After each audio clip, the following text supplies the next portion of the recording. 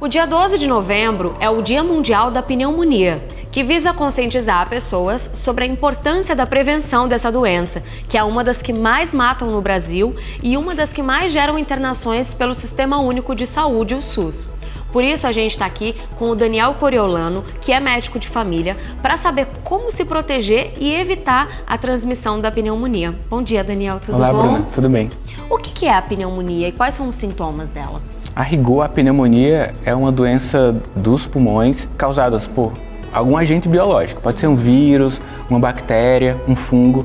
E quando isso acontece, é associado a alguns sintomas. Tosse é o principal, mas expectoração, dor durante a respiração são os clássicos. Sim. Eu tenho aqui algumas frases que são ou mitos ou verdades. Eu queria que você explicasse pra gente, pode ser? Bom, vamos lá. Gripe pode causar pneumonia?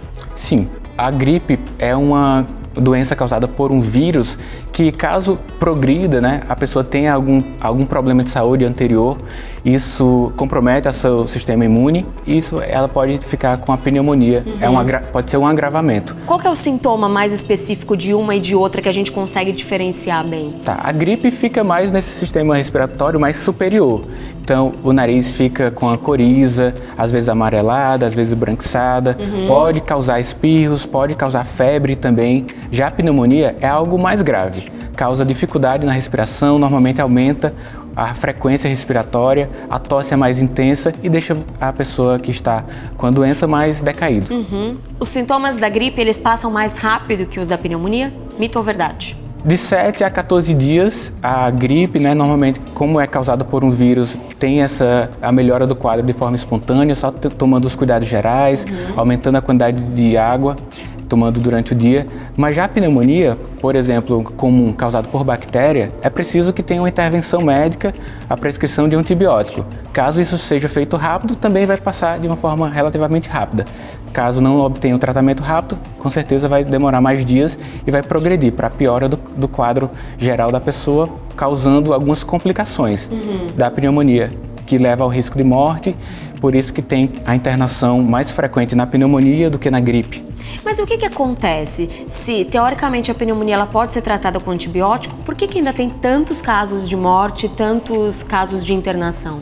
Os casos de morte e internação, eles estão mais direcionados às pessoas de maior idade, que, por vários motivos, eventualmente já têm outras doenças, que têm sua saúde já comprometida.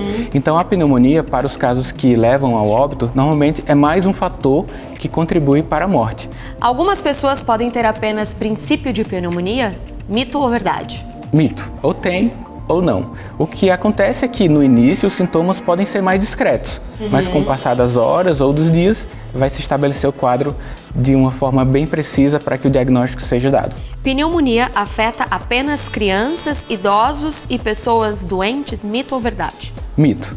Os extremos de idades, eles sim sofrem mais. As crianças, os idosos, mas qualquer faixa etária está susceptível a ter essa doença. As crianças e os idosos a gente pode considerar num grupo de risco, é isso? Sim, é um grupo de risco. Os idosos, por eventualmente já ter outras doenças que a pneumonia vem para piorar o seu quadro de saúde, e as crianças que estão ainda construindo o seu sistema imunológico e elas estão também sujeitas a adquirir a doença por ter contato frequente com muitas pessoas em ambientes mais condensados. Pneumonia pode ser causada por substâncias tóxicas? Mito ou verdade?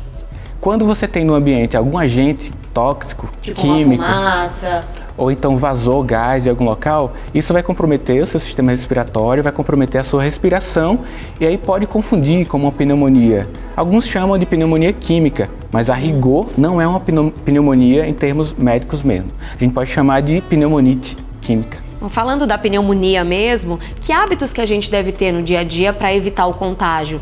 Os cuidados gerais de higiene, e como se trata de uma doença transmitida pelas vias respiratórias, se alguém está com a bactéria, com o vírus ali, ela espirra, passa para outras pessoas. Então, lavar as mãos ao colocar nas vias aéreas, no nariz, na boca, também, né? A 70%, que ele reduz a quantidade de bactéria. E cuidados adicionais com os cuidadores de crianças e de idosos. Eles também são fontes de transmissão.